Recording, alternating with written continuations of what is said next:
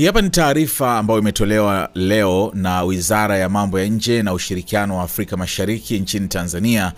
kuhusu kuondolewa kwa hitajio la visa kwa Watanzania wanaoingia nchini Jamhuri ya Kidemokrasia ya Kongo DRC kuanzia tarehe 20 March. Taarifa yenyewe inasema Wizara ya Mambo ya Nje na Ushirikiano wa Afrika Mashariki inapenda kufahamisha umma kwamba serikali ya Jamhuri ya Kidemokrasia ya Kongo DRC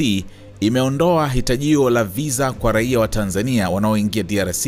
kuanzia tarehe 20 Machi 2025. Baada ya Jamhuri ya Kidemokrasia ya Kongo DRC kujiunga na Jumuiya ya Afrika Mashariki EAC mwezi Julai mwaka 2022, tarehe 2 Septemba mwaka 2023, serikali ya Jamhuri ya Muungano wa Tanzania iliondoa utaratibu wa malipo ya visa kwa raia wa DRC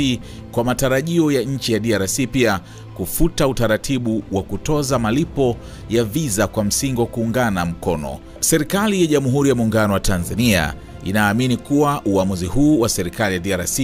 ni hatua nzuri katika kuimarisha mtangamano na utakuwa na manufaa ikizingatiwa kuwa kuna mwingiliano mkubwa wa wananchi wa nchi hizi mbili katika masuala mbalimbali ya kijamii na kibiashara. Vile kuondolewa kwa hitajio la visa kutachochea ukuaji wa uwekezaji, biashara na kupunguza gharama. Hatua hii ni moja mafanikio ya serikali ya awamu ya 6 inayoongozwa na Mheshimiwa Dr. Samia Suluhu Hassan,